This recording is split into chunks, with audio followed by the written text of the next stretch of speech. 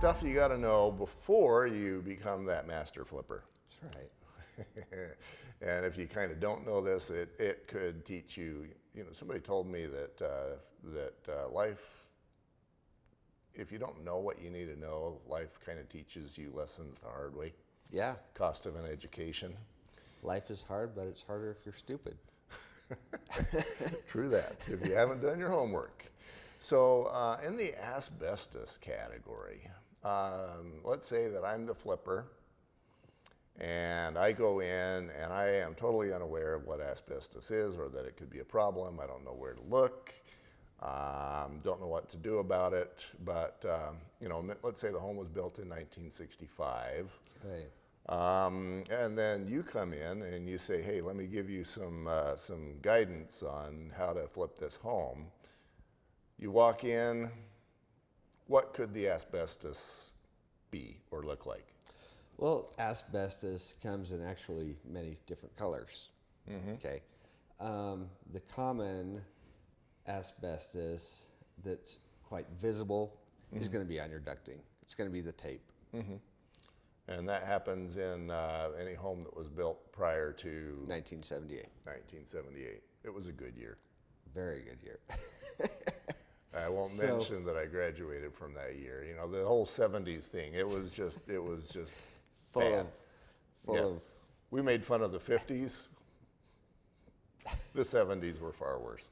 Anyway. So the first place I would look for asbestos, you would have it on the shingles. They put it in the siding. They put it in the tile. They put it in everything. Mm-hmm. Also, another common place to find it is your popcorn ceiling. Most common. Yeah. Your popcorn ceiling, it doesn't matter if you have sparkles in it or not. That fairy dust is always pretty, though. I actually have had a number of realtors tell their clients while I was there, oh, you know if it's got asbestos because then the asbestos sparkles. Oh. And then I had to find a gentle way to tell them they're absolutely wrong. Yeah. Sometimes I did that better than other times. No, it has nothing to do with the sparkles. I can't imagine you doing that great at all. No. Diplomacy? No. So I just had one come back positive the other day.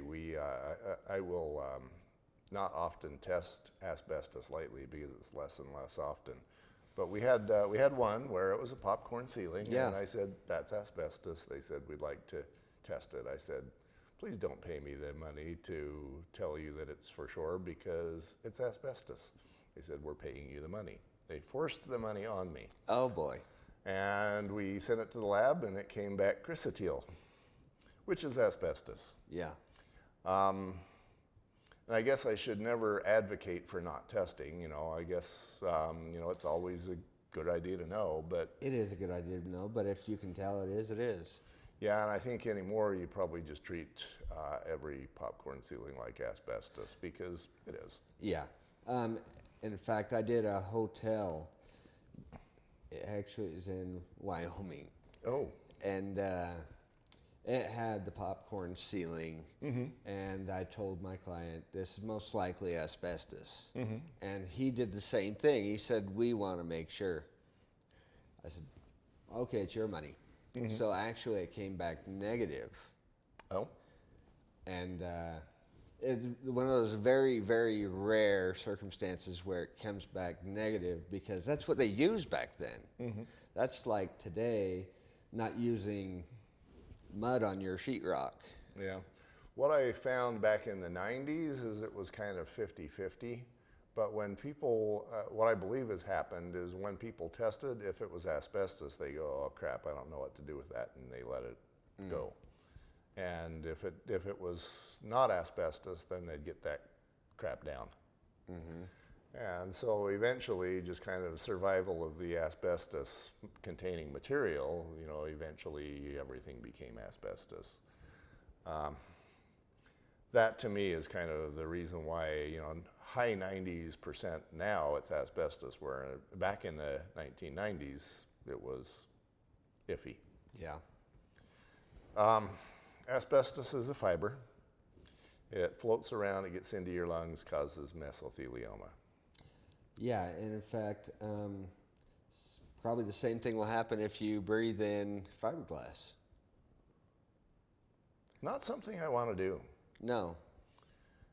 Yeah, the fibers get into your lungs and they go in, they don't come out, and then lung cancer. Yeah, they just fester, and your body doesn't do well with festering things in the lungs. Yeah, I could go into the science of this all, but that would be much longer than a 5-minute video. So here's a scenario, Garth. Okay. Let's say you go into a 1965 home, and you're with your client, and I'm going to use a word here. It's called friable. Okay. Friable means that Bacon?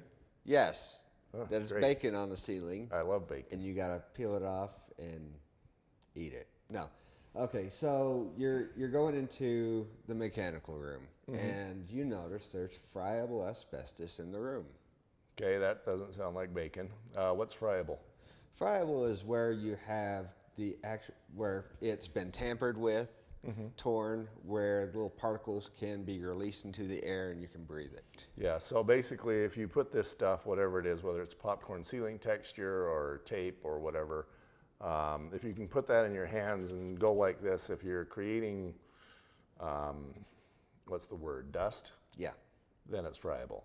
yeah, An example of what's not friable would be my dad, for example. He built a home in 1959. He had asbestos roof tiles.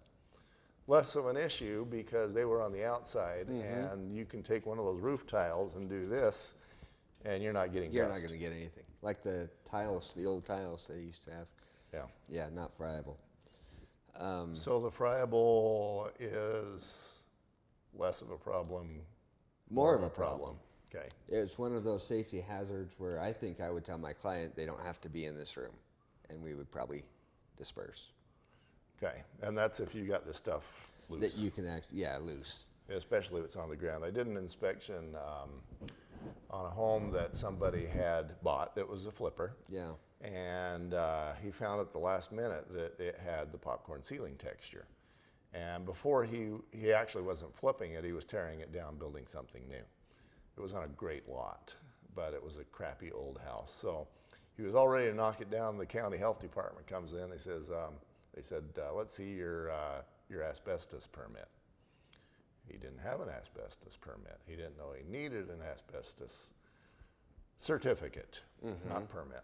So he hires an asbestos guy, and sure enough, there's asbestos everywhere. So now he's pissed off. It's on the ceiling, and he goes, I'm going to get this off the ceiling. He brings the hose in, he sprays it down, he's got the trowel, and he goes, whoom.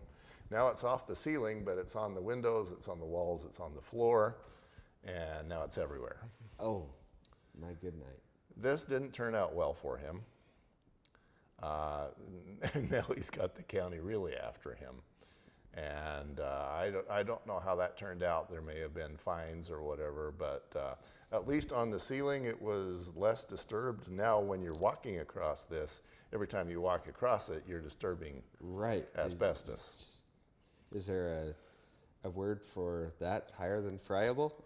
How about aerosol? Aerosol. It's just in the air. Yeah. And those are the conditions you don't want. And again, if you start using vacuums to vacuum that up, now the vacuum is sucking it in. Right. Unless you got a HEPA vacuum, and now you're just using the power of the vacuum to distribute those fibers into the air. And you don't want to open that vacuum up. Yeah, once it's in there, you're going to need to be in a moon suit. Right. To dump that in. So what the county health department will allow in Utah is, if you're a homeowner, not a business. If you're a business, this is hazardous waste. If you're a homeowner, you get it wet, you bring it down into the tarp, you roll up the tarp while it remains wet, and then you put that in the garbage can, and now it's just household waste. If you wait too long and the stuff is dry, you've just delivered yourself a mighty healthy dose of goodness in your lungs. of goodness, of cancer. Yeah. Well, you know how they're going to die. Yeah. And that's something that you can count on having if that happens. Mm-hmm. Yeah. It's not something you want to mess with. Now, as relates to the white tape you were mentioning, EPA recommends that option 1 is leave it the heck alone if Right. you can.